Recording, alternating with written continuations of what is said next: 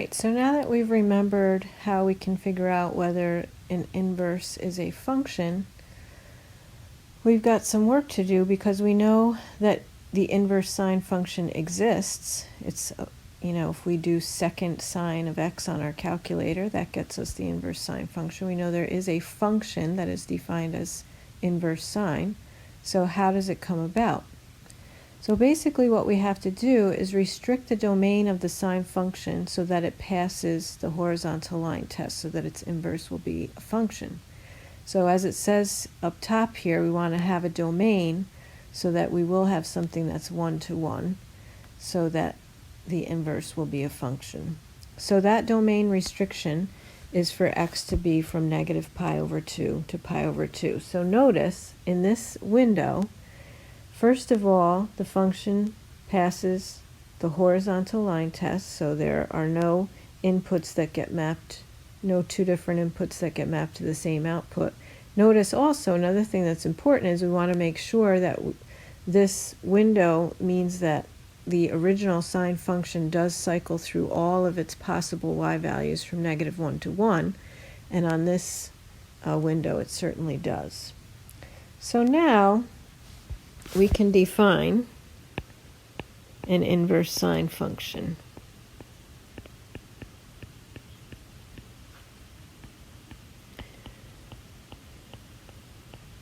And again, just by way of reminder of how these inverses work, right, we start with the original y equals f of x is the sine of x, and we restrict the domain to be from negative pi over 2 to pi over 2, and the range is negative 1 to 1, and that's important. That was the range of the original sine function with an unrestricted domain, and we don't want to lose anything out of the range through this process.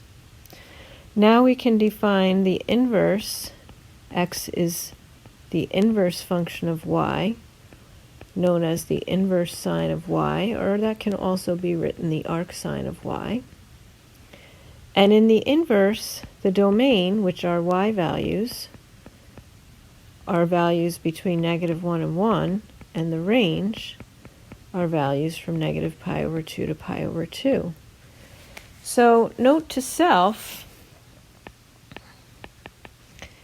the inverse sine of y, or the arc sine of y, and I'll try to use both of them regularly so we don't get in a rut, is the angle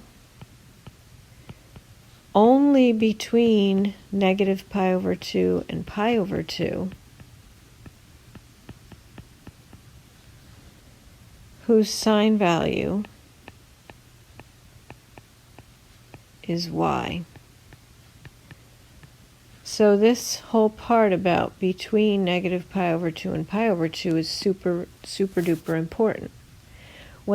You've probably never noticed before, but whenever you use the inverse sine key on your calculator, you will never get an answer, no matter what you put into it. You will never get an answer, for example, of negative 5. You will never get an answer of negative pi. You will never get an answer of positive pi. You will only get numbers between negative pi over 2 and positive pi over 2, which is roughly between negative 1.57-ish and 1.57-ish. Now, before we go on, I just want to make sure everybody understands. I want to make a little note here. I'm reading this as I say it. The inverse sine of y, right, that's the way we read that. The inverse sine of y. The negative 1 is not, I repeat, not an exponent, right? So just make sure you understand we are not raising the sine of y to the negative 1 power. And this can be confusing because we know that when it comes to trig functions, normally when they're raised to a power, that power goes in between the name of the trig function and the argument. For example, sine squared of x. That's the sine of x quantity squared, or the sine of x function raised to the second power. But when that little superscript is a negative 1, that is understood to mean the inverse sign and not a power of -1. So you just have to be really careful. Okay, so let's see how this works. You remember that, for example, the sign of 0 is 0, the sign of pi is 0, and the sign of 2 pi is 0. And there are infinitely many other angles whose sine value is 0. But even though that's true, the inverse sign of 0 only has one answer, and that is 0.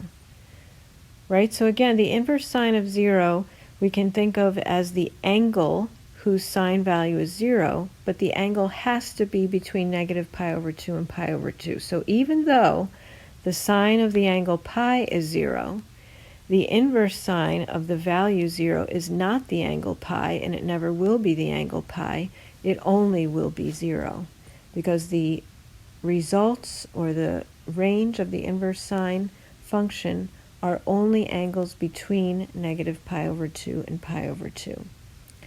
Right? Likewise, even though the sine of pi/4 is 1/√2, and the sine of 3 pi/4 is also 1/√2, and those are both factual statements. However, the inverse sine of 1/√2 is only pi/4. It's not 3 pi/4. It never will be 3 pi/4. If you asked your calculator what is the inverse sine of 1/√2, it will only give you pi/4. And that's important because even though there's more than one angle that has a sine value of 1/√2, we certainly can't have one calculator giving the answer pi/4 and another calculator giving the answer 3 pi/4. That's just not going to work, right? Everybody has to get the same answer when they ask for the inverse sine of 1/√2. All right, let's try one ourselves. What is the inverse sine of 1/2? Now, I don't know if you remember your unit circle trig.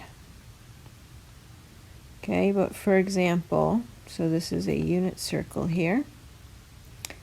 The sine value being 1/2 is a y coordinate. And that happens, again, for infinitely many angles. It happens for the angle pi/6. It also happens for the angle 5 pi/6.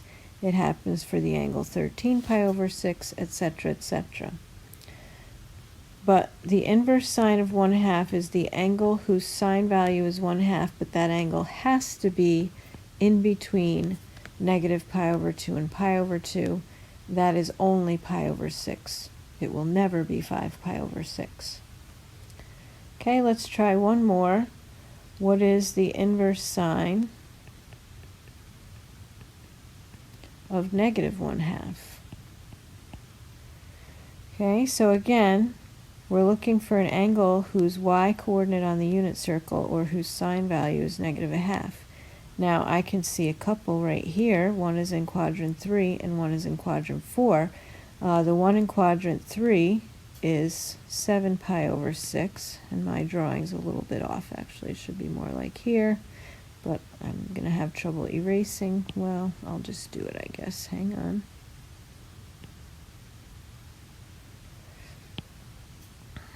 Okay, here's the y-coordinate of -1/2. Okay, so this is the angle 7 pi/6. Here's the angle 11 pi/6. And in fact, the inverse sine of -1/2 is neither one of those, because neither 7 pi/6 nor 11 pi/6 is between -pi/2 and pi/2. So in fact, the angle that we're looking for is -pi/6. And if you ask your calculator for the inverse sine of -0.5, it will give you a negative number. You won't recognize it probably as -pi/6 because it'll be a decimal, but it is -pi/6. So this is true. That's a little sloppy. Hang on. Even though even though the sine of 7 pi over 6 is negative a half,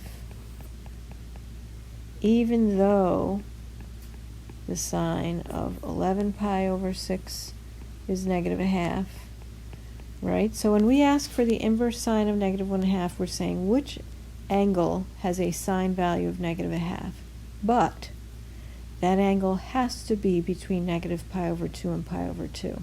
So there are infinitely many angles that have a sine value of negative a half, but only one of them is between negative pi over 2 and positive pi over 2.